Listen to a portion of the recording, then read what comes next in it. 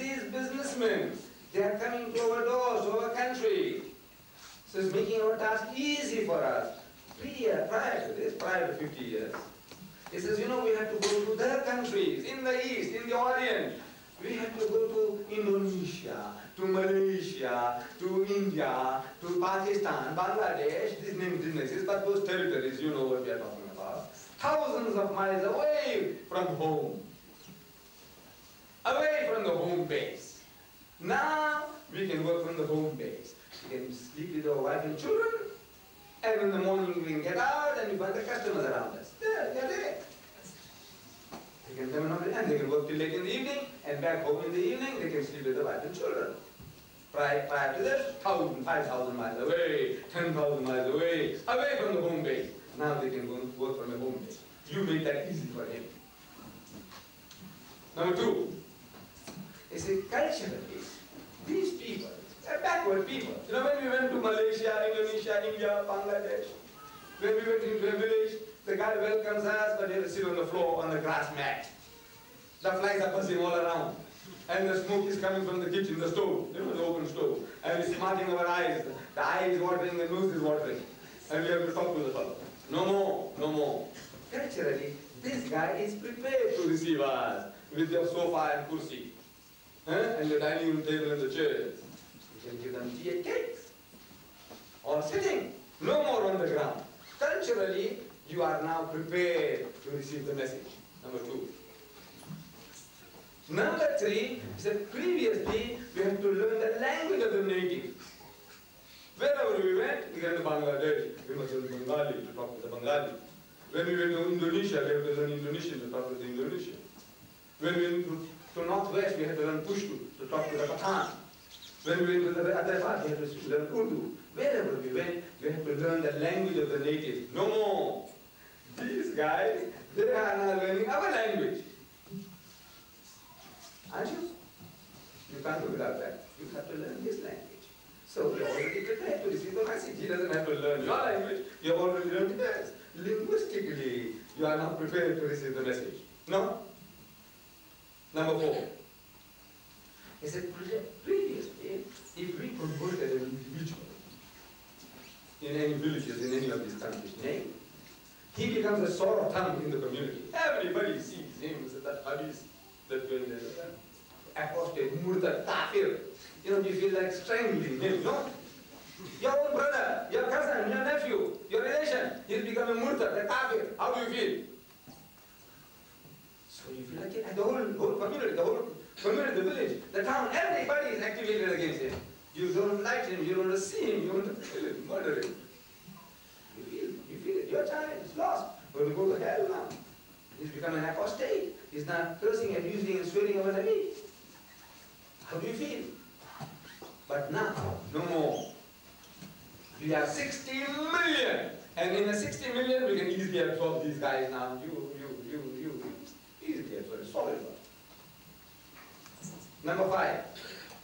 So previously the government, or even now the government, they can do nothing about it. But they're not happy. Because they are creating a potential fifth column in our midst. In Pakistan, in the Punjab, there are certain places in the Punjab where the Christians are in the majority. They have converted more Pakistanis into Christianity since independence than in the previous 100 years of British rule. They have converted more Bangladeshis into Christianity since independence than in the previous 100 years of British rule. 15 million Indonesians have been converted already into Christianity. And by the turn of the century, they want to make Indonesia a Christian nation. And there's every chance that it's going to happen. The way things are moving. Everything is in the favor of the Christians. It's a loaded thing against the Muslims. We were boasting at one time, we're the biggest Muslim country in the world, the biggest Islamic Muslim population in the world, Indonesia. I say it's not what happens today, not what happens. Your 100 million, 140 million is rubbish. Ready like grass, cut and ready to be burned. 140 million, not what happens. This is what has happened. So, but the government, like in Pakistan, is not happy. Though General Zia, he can do nothing. I don't know who's ruling in Bangladesh, but Gopala can do nothing to the missionaries. But in his heart of heart, they are not happy. But here, change the people, convert them, and the government is happy, absorb them. All this, let them come. When they come, absorb them. We can make them drink wine. We have bigger market for our wine industry. We have more big eaters from now on. We have more gamblers, more promiscuous people. You know? So, man, we want to make them all our own. It can happen. It's really needy. Things do happen. When you tie a horse to a donkey, we are told. When you tie a horse to the donkey, the horse can't bray like a donkey. But we have a saying that it lifts up its head. It tries to imitate the donkey. That horse is weak. You know, try to imitate like a white man. Try to behave like him. You know, our standards, our norms. All this, look, we want to make them fine people. So 5 points against us because of you here. You don't have to learn your language, culturally from every point of view. You are ready for harvesting. So what are we to do? You can't isolate yourself. You can't insulate yourself. You say, no, we want to keep out, nobody can approach us. No. You can't help it in universities, in your colleges, in your homes. The guy comes and knocks at your door. You can't say, "Footsack, get away, Ravish, I don't want to talk to you." No, you say, I can defend myself. And our sisters also say, no, we know Islam is in the right and we can defend ourselves. Against what? You see, previously these people, they had certain systems of attacking Islam and the Holy Prophet. That Muhammad ﷺ had told me why. He practiced the religion at the point of the sword. Means he forced Islam down people's throats. He said, if you don't accept Islam, chop off your head.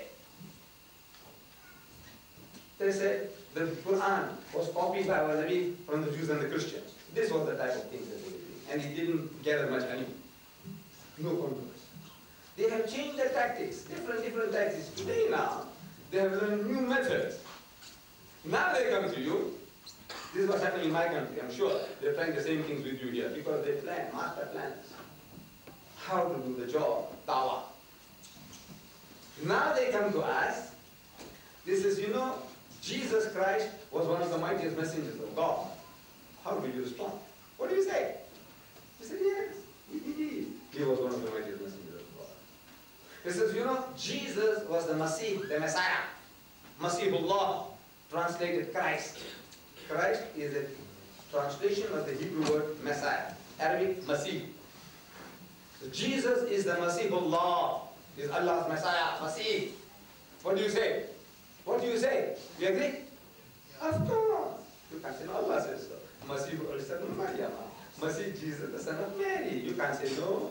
So he said, Jesus is Masihullah. You said yes. Is Muhammad Masihullah?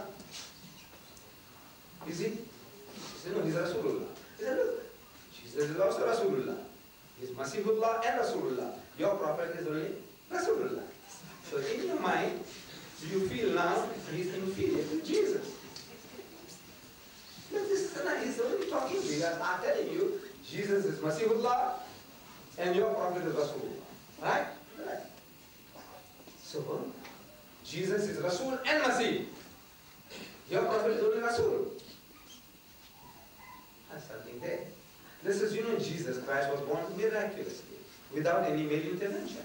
The ayah I quoted to you just now, at the beginning. He said, no, we believe that he was born without any human intervention. He was born so. Was Muhammad so born? Was he? Come on, tell me, was he born without a father? No. So, you see, Jesus is superior to Muhammad. Muhammad was born like anybody else. Our Jesus was born without a father. So his father is God. Somebody, he must have a father. If you haven't got an earthly father, you've got a heavenly father. Something there. It says, Jesus, he gave life to the dead. What do you say? Yes. Yes. Did Muhammad give life to the dead? No. You say, well, Jesus gave by God's permission. Did Muhammad give life to the dead by God's permission? Did he? He said, not that I know. I don't know. Maybe I don't know the hadith so well. Where is your Prophet Muhammad now? He says that